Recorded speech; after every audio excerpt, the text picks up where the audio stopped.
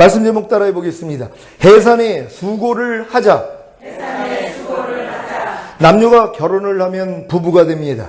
그래서 부부 생활을 시작하면 아기가 잉태되고 엄마 뱃속에서 10개월을 극진한 사랑과 보호 속에서 자라다가 탄생하게 되는 것입니다.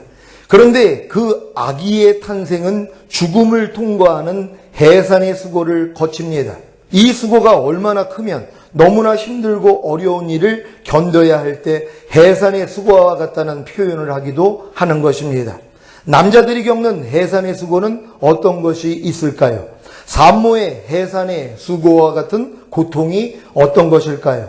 예수님은 제자들의 배신이나 피조물들로 인한 수모와 고난, 얼굴에 침뱉음을 당하고 등에는 채찍과 머리에는 가시관을, 그리고 양손과 양발에 못 박히고 옆구리를 창에 찔려 물가피를 다 쏟고 죽으셨습니다. 이것이 산모의 해산의 수고와 같은 고통이 아닐까요?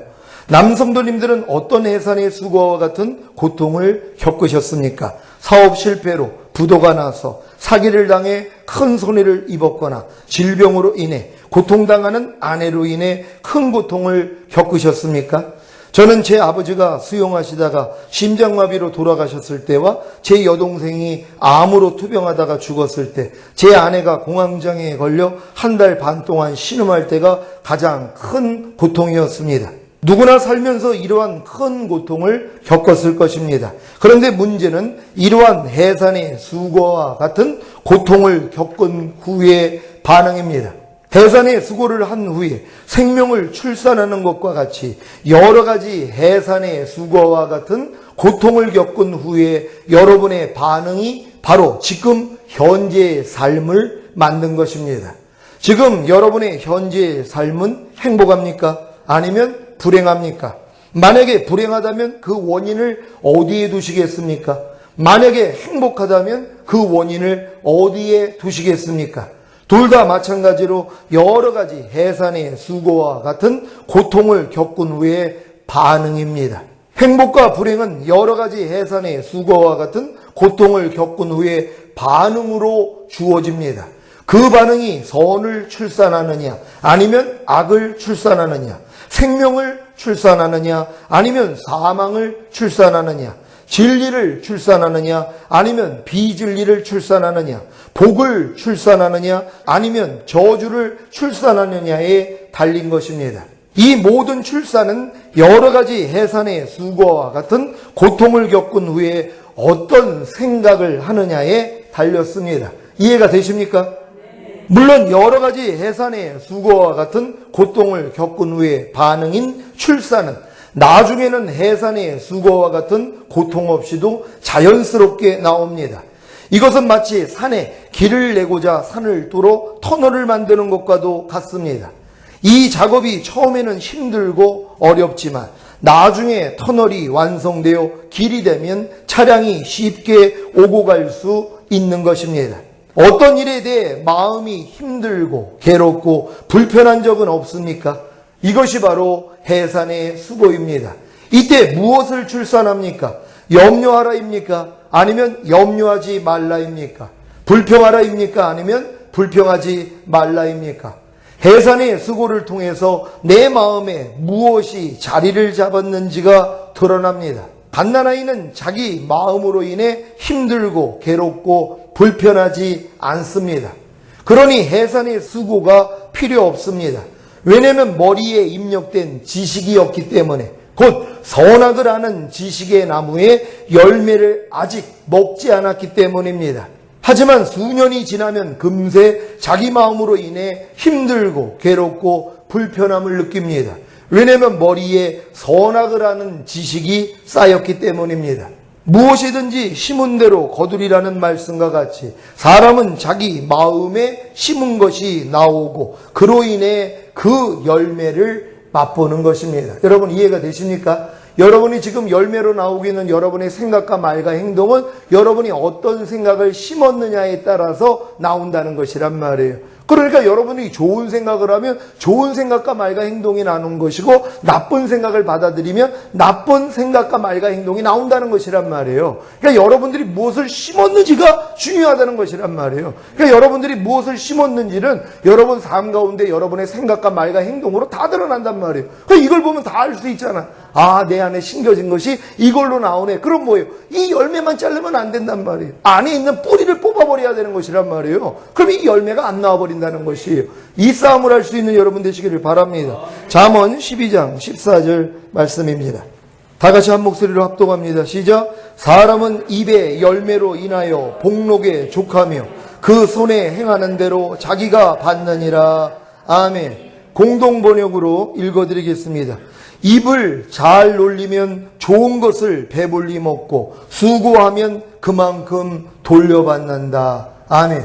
잠언 13장 2절 말씀입니다. 다 같이 한 목소리로 합독합니다. 시작. 사람은 입의 열매로 인하여 복록을 누리거니와 마음이 괴사한 자는 강포를 당하느니라. 아멘. 새 번역으로 읽어드리겠습니다. 선한 사람은 열매 맺는 말을 하여 좋은 것을 넉넉하게 얻지만 반역자는 폭행을 당할 뿐이다. 아멘. 마음에 가득한 것이 입으로 나온다고 하신 같이 마음에 심겨진 것들이 여러 가지 생각과 말과 행동으로 나오는 것입니다. 그래서 여러 가지 해산의 수고와 같은 고통을 겪어야 자기 마음에 심겨진 것이 무엇인지를 알 수 있습니다. 어떻게 알 수가 있습니까? 자기 생각과 말과 행동을 통해 알 수 있습니다. 여러분들이 여지까지 인생을 살아오면서 마음이 굉장히 굳어졌어요. 그러니까 웬만한 일 가지고는 여러분의 마음이 움직이지를 않습니다. 그걸 하나님이 아세요. 그래가지고 여러분의 마음에 아주 획기적인 일들을 하나님이 허락해 주신단 말이에요. 마음을 뒤흔들어 버리고 아프게 만드는, 고통스럽게 하고 불편하게 만드는 일들을 종종 허락하신단 말이에요. 왜? 그걸 통해서 바닥이 다 드러나거든요. 그게 없으면 안 드러나요. 오직 했으면은요, 욥은요, 모든 가산을 다 걷어가 버려요. 근데도 안 드러나요. 바닥이요. 자식을 다 죽였어요. 근데도 안 드러나요. 욕창으로 쳤어요. 기아장으로 몸을 긁어요. 근데도 안 드러나요. 끝까지 견딥니다. 내가 이렇게 하다 보면 하나님이 나를 불쌍히 여겨줘서 나를 회복시켜 주겠지. 이 자기의를 가지고, 이 신앙의 틀을 가지고 견딘단 말이에요. 친구들이 와가지고 견드렸어요.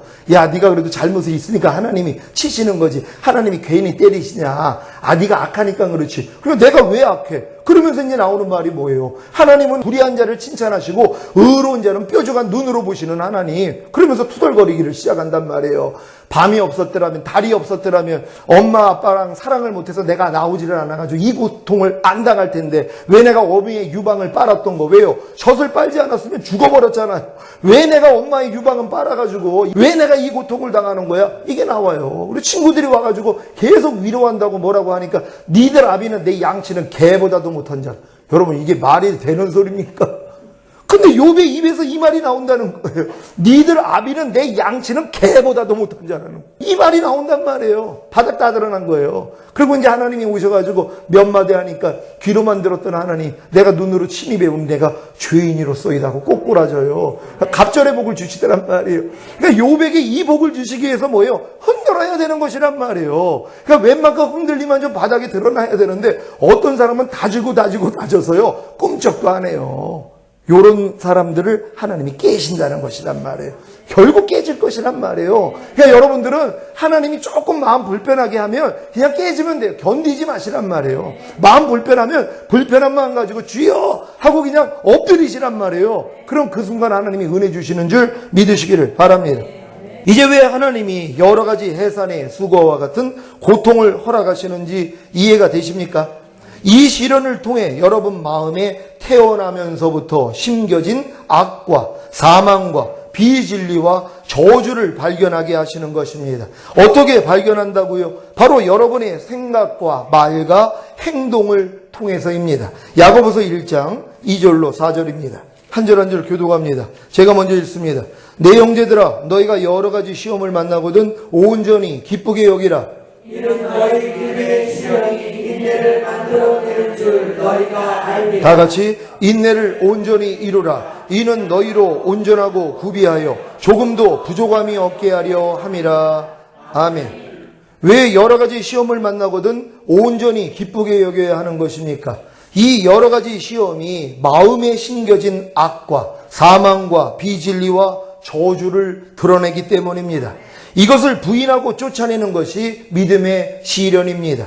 이 믿음의 시련이 인내를 만들어내고 결국에는 인내를 온전히 이룸으로 선과 생명과 진리와 복만 나오게 되는 것입니다. 이것이 온전하고 구비하여 조금도 부족함이 없는 상태입니다. 사랑하는 시온의 성도 여러분, 여러분은 새 언약의 성취인 성령 세례를 받고 새 마음 곧 그리스도의 마음이 되었기에 이제 마음의 조그마한 고통을 통해서라도 죄의 몸 안에 숨어있는 악과 사망과 비진리와 저주를 발견할 수 있습니다. 이것을 발견하여 쫓아내야 새 마음 곧 그리스도의 마음에 심겨진 선과 생명과 진리와 복이 나올 수 있는 것입니다. 이것이 여러분에게 남아있는 해산의 수고입니다.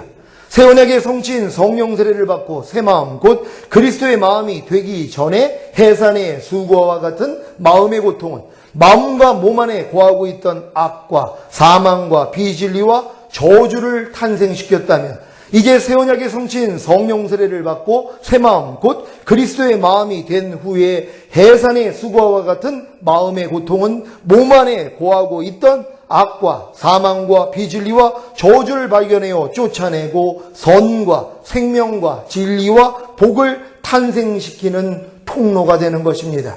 그래서 여러분에게는 해산의 수고와 같은 마음의 고통이 복입니다. 사실 해산의 수고와 같은 마음의 고통은 먼저 생각을 통해 나타납니다. 그래서 아직 생각이 없는 갓난아이에게는 해산의 수고와 같은 마음의 고통이 없는 것입니다. 갓난아기가 마음에 고통 느낀다고 한 거 들어보셨어요?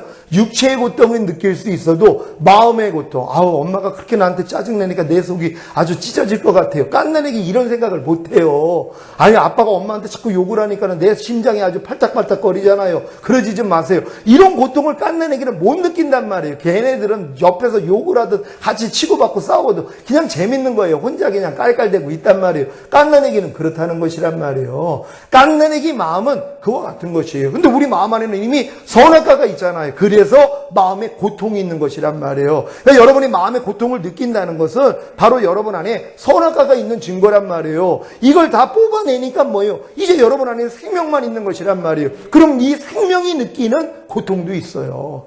예수님도 고통을 당하기 때문에 여러분이 참 생명이 됐어도 고통을 느낄 수 있다는 걸 믿으시기를 바랍니다. 생각에는 하나님이 주시는 생각과 마귀가 주는 생각이 있습니다. 이것을 어떻게 구분합니까? 하나님이 주시는 영의 생각은 생명과 평안이고 마귀가 주는 육신의 생각은 사망과 평안입니다. 왜 마귀가 주는 생각에 평안이 들어가냐 하면 마음의 생각을 통해 평안을 주어야 받아들이기 때문입니다.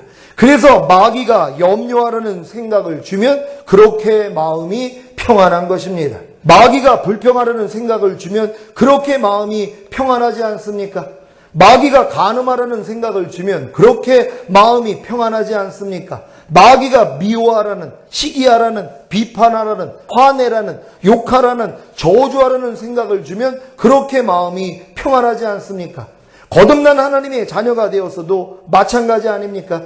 물론 성령님이 책망해 주실 때는 조금 마음이 불편할 것입니다. 그래서 이런 생각을 하지 않으려고 노력도 해보셨을 것입니다. 하지만 그게 되던가요? 아니, 자기 마음이 만물보다 거짓되고 심히 부패 있는데 이런 생각을 하지 않으려는 노력이 무슨 소용이 있습니까? 다 헛수고입니다.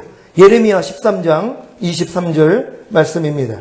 다 같이 합독합니다. 시작. 구수인이 그 피부를, 표범이 그 반점을 변할 수 있느뇨? 할 수 있을진데 악에 익숙한 너희도 선을 행할 수 있으리라. 아멘. 현대인의 성경으로 읽어드리겠습니다. 이디오피아 사람이 그 피부 색깔을 바꿀 수 있으며 표범이 그 반점을 없앨 수 있느냐? 만일 그렇게 할 수 있다면 악을 행하는 데 익숙한 너희도 선을 행할 수 있을 것이다. 무슨 말입니까? 악을 행하는 데 익숙한 여러분이 선을 행하는 것은 불가능하다는 것입니다.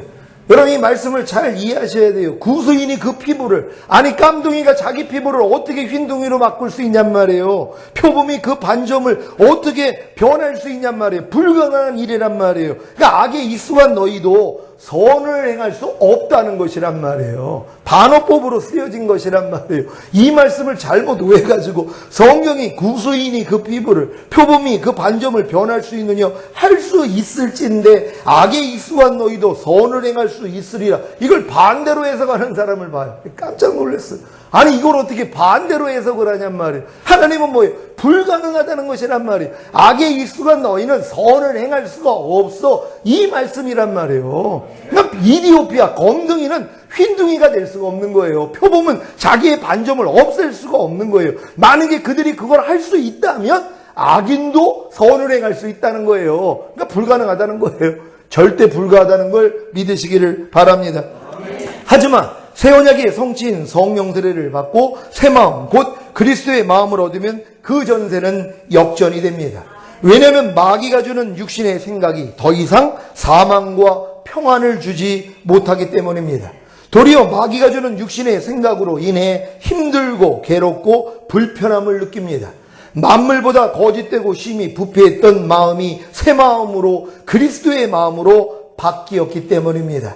마귀가 주는 육신의 생각은 보는 것을 통해 생각하게 하므로, 듣는 것을 통해 생각하게 하므로 마음에 잉태되어 해산의 수고를 통해, 특히 마음의 불편을 통해 말과 행동으로 탄생합니다. 그래서 무엇을 보고 들을 때 마음이 불편해지면 즉시로 주님을 불러야 하는 것입니다.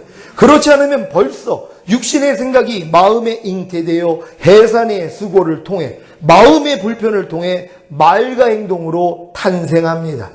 이렇게 탄생된 육신의 생각은 회개함으로 주님의 보혈로 유산시키면 됩니다. 이제 무엇을 보고 들을 때 마음을 불편하게 함으로 들여오려는 육신의 생각은 차단하고 주님을 부르면 주님이 위경에서 건져주시려고 말씀을 보내심으로 육신의 생각은 죽이시고 생명을 잉태하게 하십니다. 또한 이미 잉태된 하나님의 말씀은 이러한 해산의 수고와 같은 마음의 고통을 통해 도리어 탄생이 되는 것입니다. 예를 들면 어떤 사람의 말과 행동을 보고 들을 때 마음이 불편해지면 그저 주님을 부르는 것입니다. 이때 왜 마음이 불편해졌는지를 알게 되는데 바로 마귀가 주는 육신의 생각이 자기 정체를 드러낸 것입니다. 그래서 마귀가 주는 육신의 생각을 죽이면 주님이 주시는 영의 생각을 잉태하게 됩니다. 이때 이미 잉태되어 있던 하나님의 말씀이 있다면 그 말씀이 탄생하는 것입니다. 잘 이해가 되십니까? 한 가지 예를 더 들겠습니다. 제가 길을 가거나 식당에 들어가면 마음이 불편해질 때가 있습니다. 그것은 바로 담배 냄새를 맡았을 때입니다. 옛날에는 그렇게 담배 냄새가 좋았었는데 거듭난 이후부터는 담배 냄새가 너무 싫고 불쾌하기까지 한 것입니다. 그래서 누가 공공장소에서 담배를 피우면 인상이 구겨지고 어떨 때는 싫은 내색을 하고 손을 코에다 대고 흔들기도 하고 길에서 지나가다가 누가 담배를 피고 가면 그 앞에서 가래침을 뱉는 신용도 했습니다. 오죽 했으면 악취나는 가스를 담은 병을 가지고 다니다가 담배 피우는 사람 앞에서 가스를 품어대는 상상과 함께 그런 가스 담은 병을 개발하려고도 했습니다. 담배 연기가 얼마나 해롭고 상대를 불쾌하게 하는지 알아? 그러니 당신도 이 지독한 가스 냄새를 좀 맡아봐. 바로 이런 생각 때문이었습니다. 지금 생각하면 참 유치하고 어리석기 짝이 없는 생각이었지만 이 생각이 제 마음을 평안하게 했습니다. 이것이 제게 역사한 마귀가 준 육신의 생각이었습니다. 이 생각을 뽑은 지는 얼마 되지 않습니다.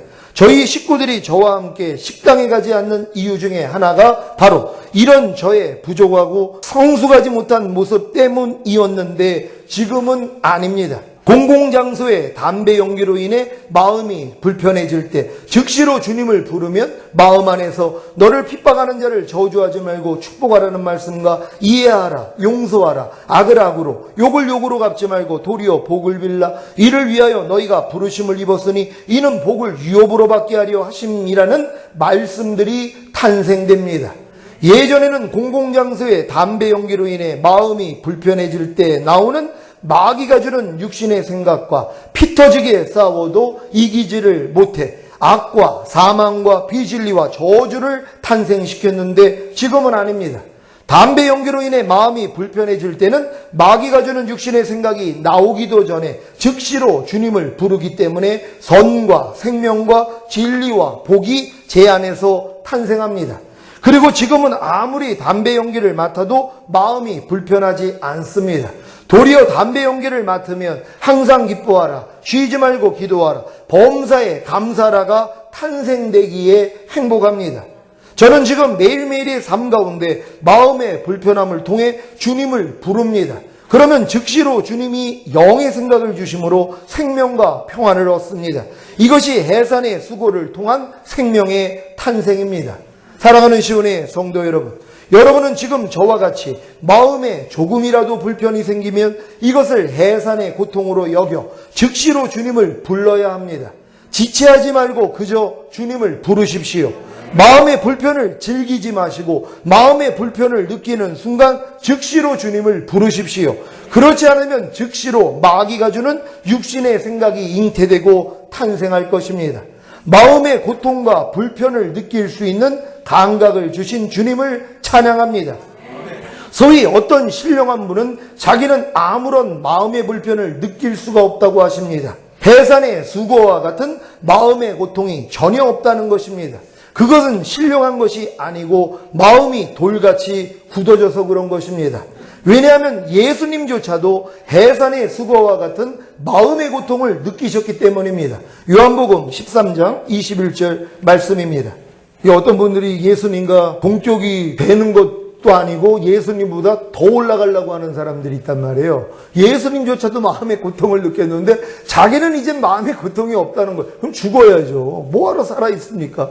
매일 훈련받아요. 아니 사도 나는 매일 죽노라 고백을 했는데 이게 잘못 알고 있는 것이란 말이에요. 요한복음 13장 21절 다 같이 한 목소리로 합독합니다. 시작. 예수께서 이 말씀을 하시고 심령에 민망하여 증거하여 가라사대 내가 진실로 진실로 너희에게 이르노니 너희 중 하나가 나를 팔리라 하시니 아멘. 심령에 민망한다는 게 심령이 괴로워하셨다는 거예요. 고민하셨다는 것이란 말이에요. 왜? 예수님을 제자 중에 하나가 팔 거라 하셨거든요. 마음이 상하신 것이란 말. 예수님조차도 마음이 상했다는 걸 믿으시길 바랍니다. 마태복음 26장 38절입니다.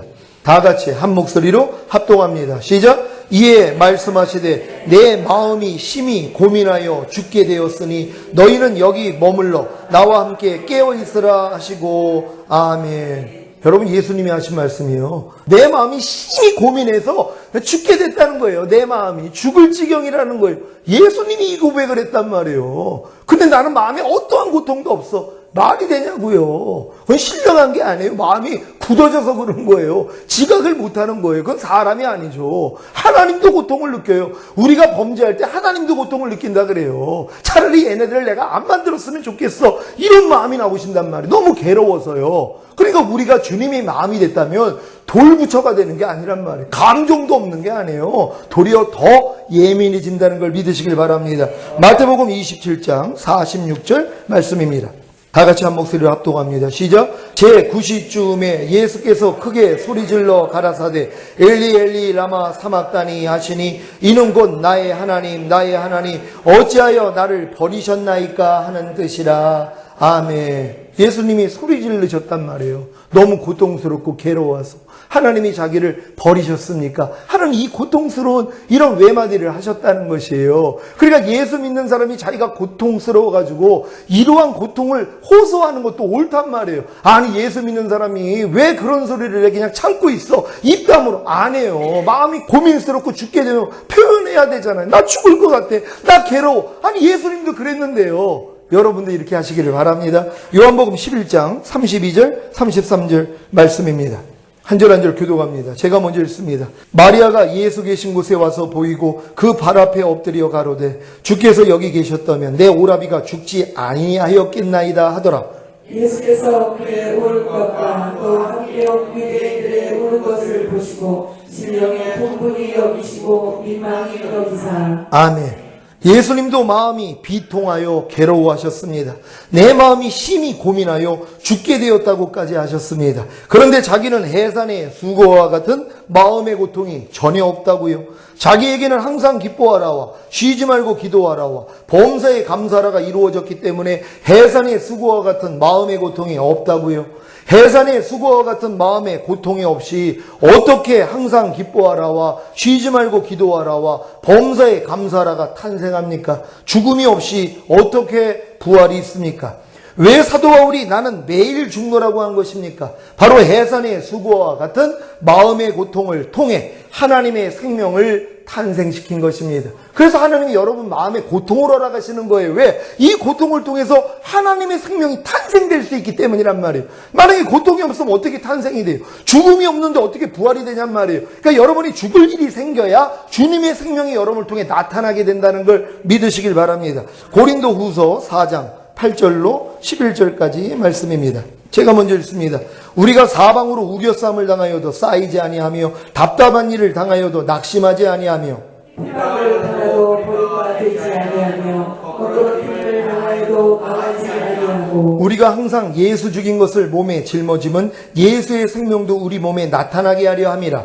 우리 산자가 항상 예수를 위하여 죽음에 넘기움은 예수의 생명이 또한 우리 죽을 육체에 나타나게 하려 합니다. 아멘. 사방으로 우겨싸움을 당하고 답답한 일을 당하고 핍박을 받고 거꾸러뜨림을 당한 것이 해산의 수고와 같은 마음의 고통입니다.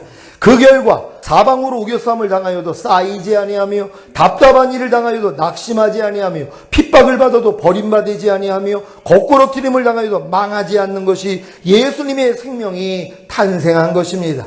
그래서 사도 바울은 우리 산자가 항상 예수를 위하여 죽임에 넘기움은 예수의 생명이 또한 우리 죽을 육체에 나타나게 하려 함이니라고 하신 것입니다. 사랑하는 시온의 성도 여러분, 매일매일의 삶 가운데서 여러분의 마음을 조금이라도 불편하게 만드는 사람이나 환경이나 보고 들을 때 나오는 육신의 생각으로 인해 주님을 부르십시오. 간절히 부르십시오. 간절한 마음 없이 그저 습관적으로 아니면 푸념하듯이 주여 한다면 육신의 생각으로 인해 악과 사망과 비진리와 저주가 탄생할 것입니다. 그래서 주여를 부르면서도 손쉽게 죄를 짓는 것입니다. 여러분도 주여 주여 주여를 3번 이상 부르면서도 죄를 지을 때가 있지 않았습니까? 그래 놓고는 저는 주님을 불러도 아무 소용이 없던데요 라고 하는 것입니다. 주님을 부르는 이유가 확실해야 합니다. 해산의 수고와 같은 마음의 고통을 통해 선과 생명과 진리와 복을 탄생시키기 위해 간절히 불러야 하는 것입니다.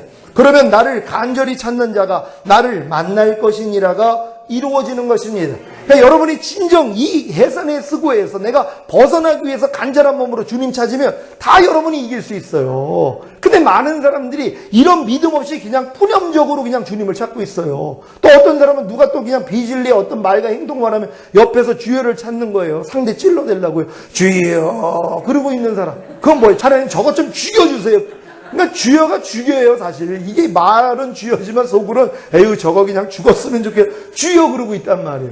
그게 상대에게 무슨 도움이 돼요? 안 됩니다. 그러니까 함부로 주의 이름 부르지 말란 말이에요. 진짜 저 사람이 그런 죄를 짓고 있는 상태에서 구원을 받기를 원한다면 속으로 간절히 주님만 찾아도 하나님이 역사해 줘요. 그럼 할 말을 주신단 말이에요. 이런 여러분 되시기를 바랍니다.